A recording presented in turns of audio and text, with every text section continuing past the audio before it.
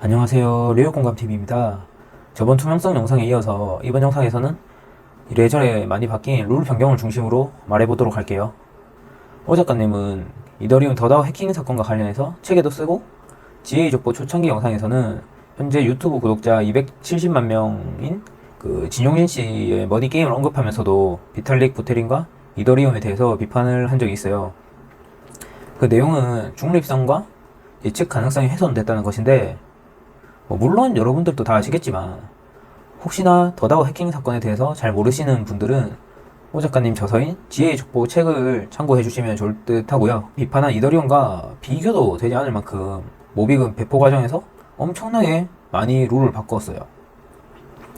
제가 생각했을 때는 모빅 배포 과정에서 룰을 계속 바꿀 게 아니라 처음부터 룰 브레이킹 하려는 사람들, 예를 들어서 책 환불을 하거나 줄을 2번 산 사람, 또는 항공권 예매 사진을 제출했다가 환불한 사람, 그 다음에 패키지 여행사 등 이런 사람들이 도덕적으로 움직일 것이라고 생각하지 말고 합리적이고 이기적으로 움직인다는 생각으로 처음부터 최선을 다해 룰 브레이킹이 어렵도록 설계했어야 한다고 생각하고요.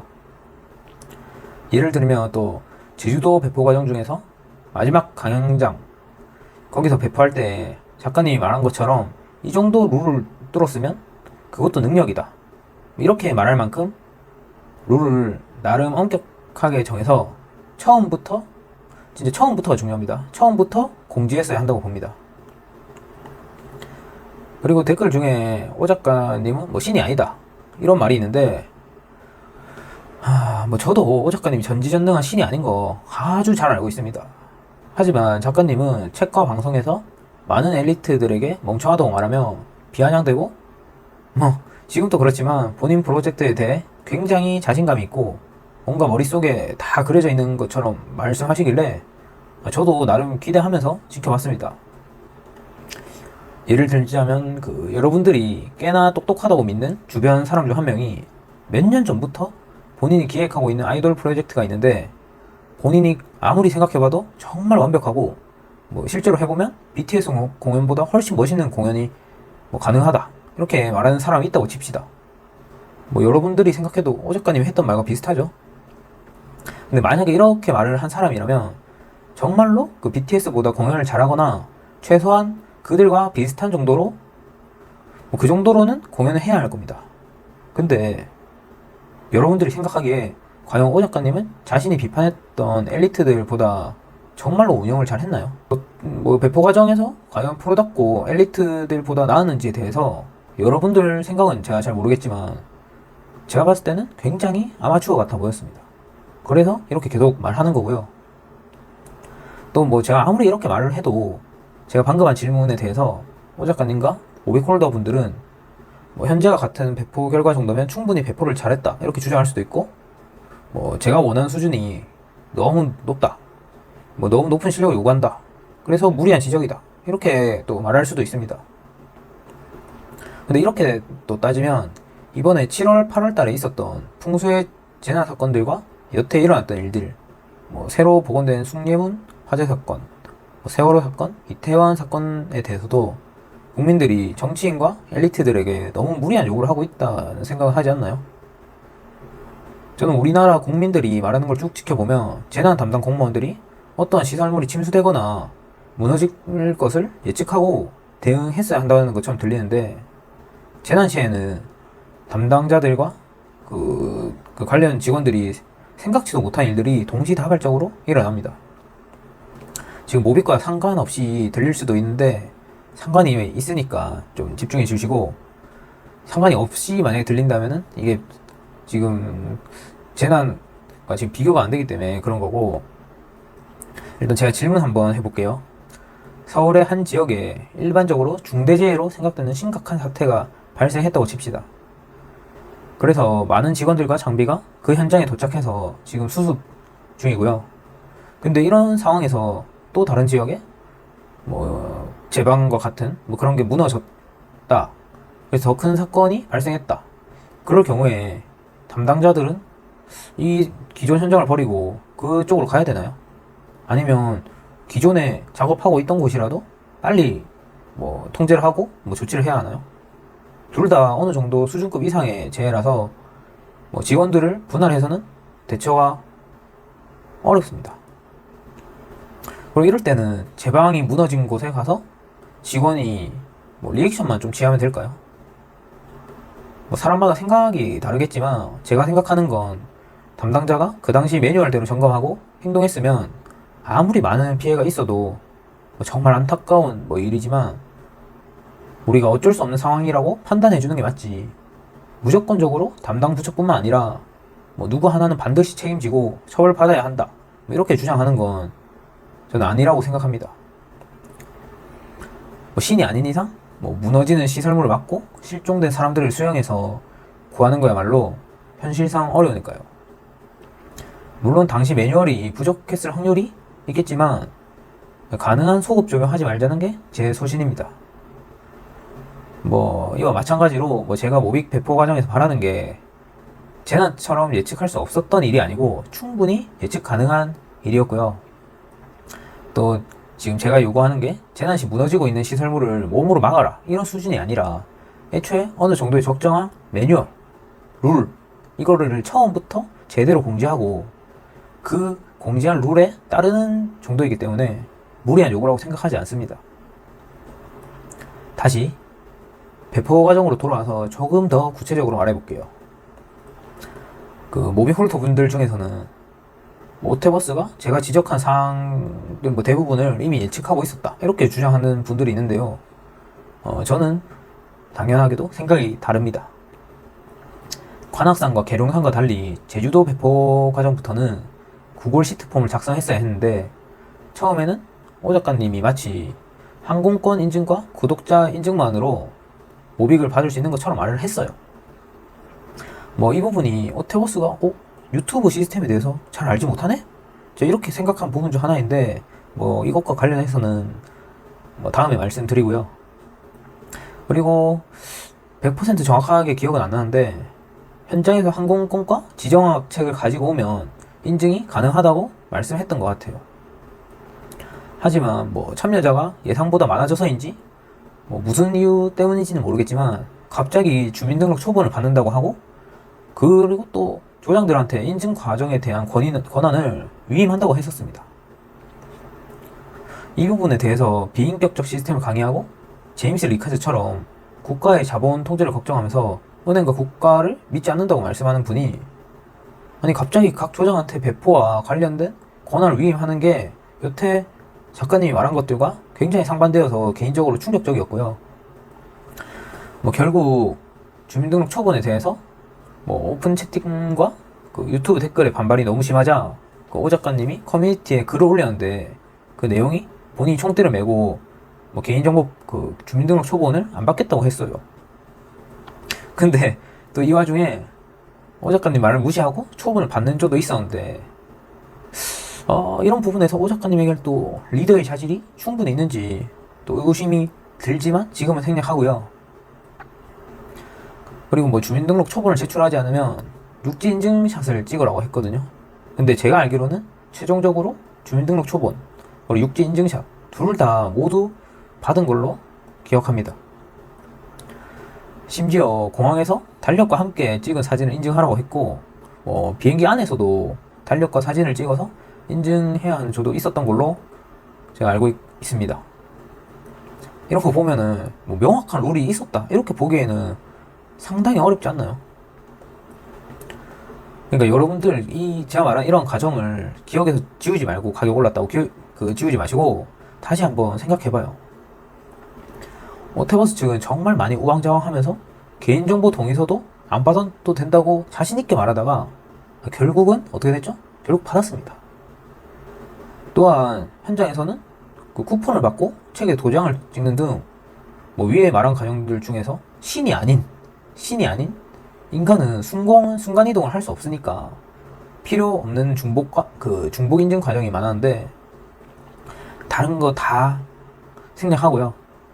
호주 배포 과정에서 달력과 뭐 얼굴을 찍는 게 아닌 타임스탬프가 있는 카메라로 그 인증을 했으니까 이것만으로도 제주도 배포 과정 때는 이 타임스탬프라는 앱조차 떠올리지 못하고 룰 브레이킹을 막기 위해 대안 방안을 그때그때 생각나는 대로 커뮤니티에 글을 올렸다는 반증이라고 생각합니다.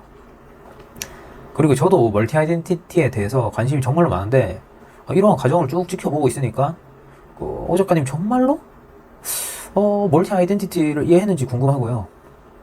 이런 룰이 멀티 아이덴티티를 꿈꾸는 사람의 머리에서 나온 게 저는 정말 믿기지가 않고 그게 맞나 싶습니다. 여튼 모빅 배포 과정에서 있었던 일들이 심각한 재난 상황처럼 예상치 못할 만한 것도 아닌데 이렇게 계속해서 룰을 바꾼다는 건 오 작가님이 이 배포 과정 자체에 당초 별 생각 없이 임기응변으로 대처했다고 생각합니다. 그리고 아무리 제가 이렇게 말해도 또 여러분들은 오테오스 측이 예상했다 이렇게 말을 할 수도 있습니다.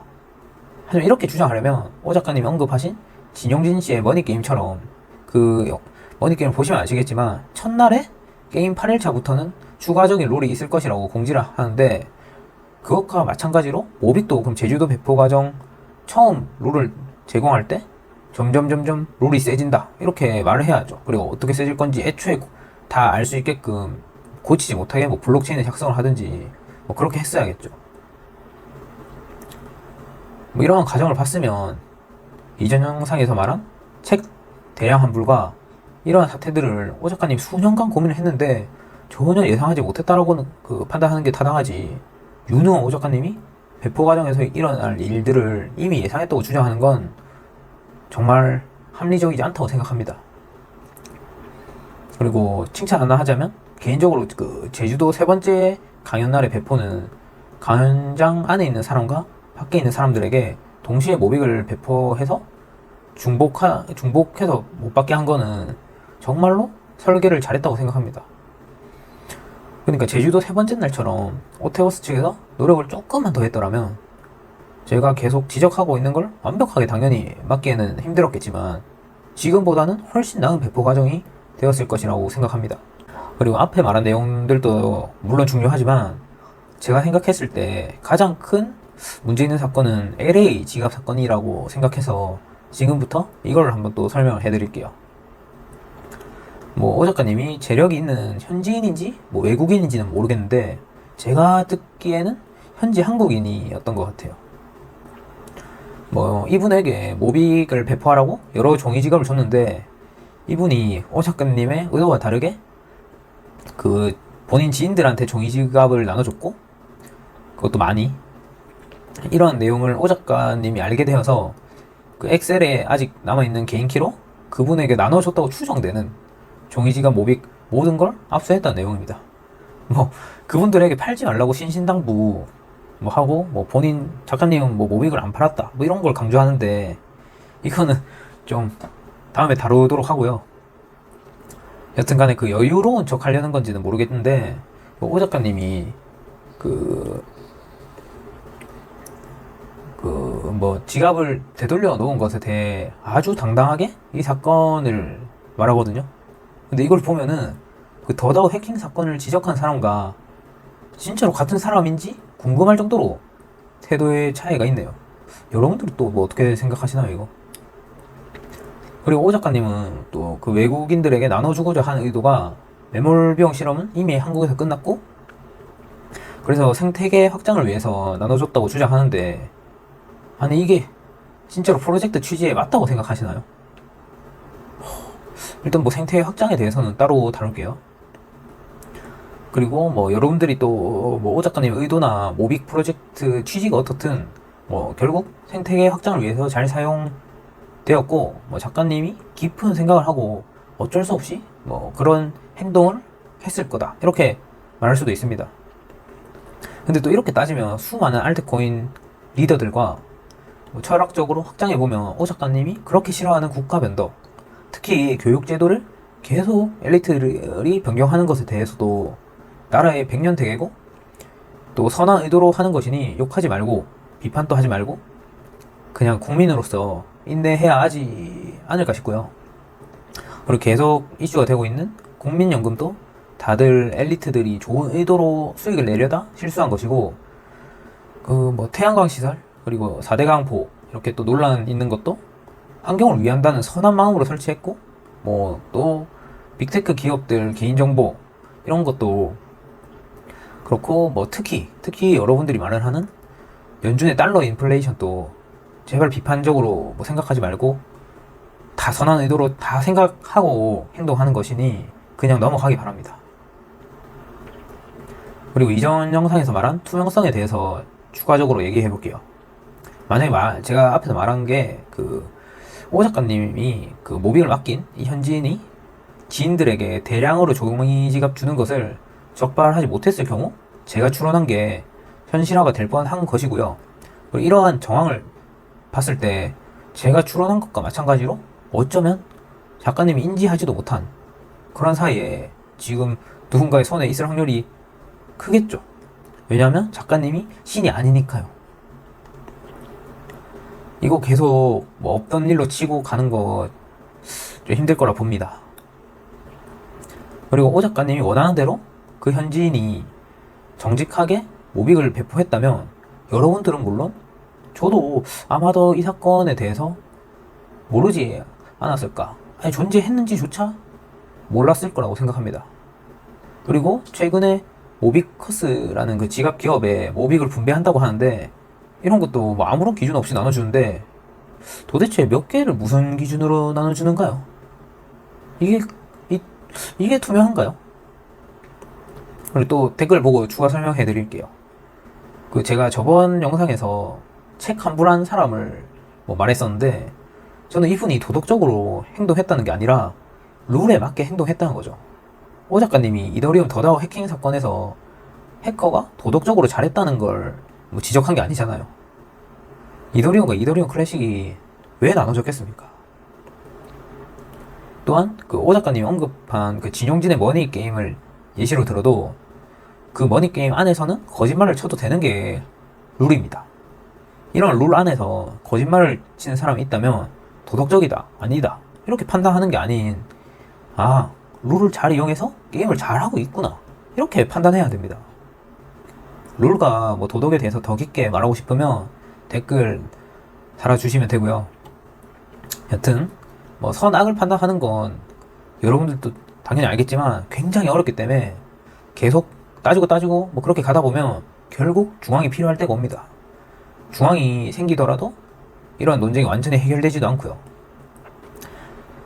그리고 이 업계에서 선악을 판단하지 않고 중립성을 가장 잘 지킨 게 바로 비트코인입니다. 그리고 뭐 여러분들은 안 걸리고 뭐 문제가 없었으면 된다 이렇게 생각하는지 모르겠는데 유튜버들의 뒷광고 논란뿐만 아니라 최근 우리나라에서 일어난 잼버리 대회가 왜 논란 중인지 모르는 것 같습니다. 뭐든 문제가 생기고 나서 처음부터 나는 시간이 되면 공지하려고 했어 뭐 이렇게 말하는 건 애초에 변호가 되지 않습니다. 오 작가님이 말하는 걸 잘 들어보면 언급한 논란이나 사건들도 구독자 그리고 국민들이 몰랐으면 문제가 없다고 생각하는 게 아닐까요? 과연 걸리지만 않으면 될까요?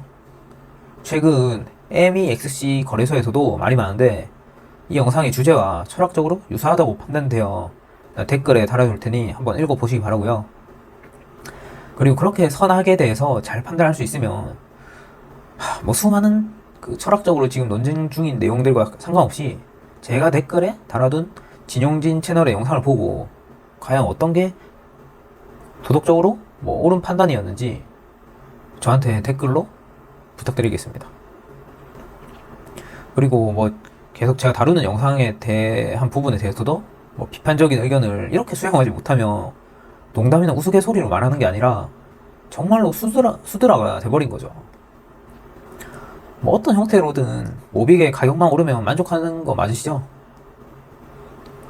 제가 경제학적 상상력 일부를 지금 읽어드릴게요. 경제학자들은 의도를 별로 중요하게 생각하지 않는다. 왜냐하면 의도는 결과를 합리화해주지 않을 뿐만 아니라 많은 경우에 좋은 의도가 더 나쁜 결과를 낳기도 하기 때문이다. 이렇게 읽어드린 거고요.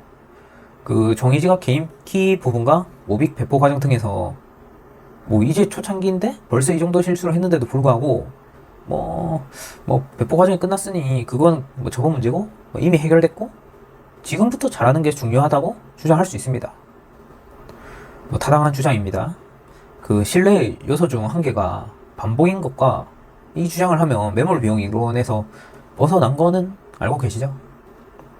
여튼 뭐 이런 논리라면 망한 주식회사, 거래소, 코인, 그리고 CFI는 이제부터 장부를 잘 관리하며 자금을 안 잃으면 됩니다.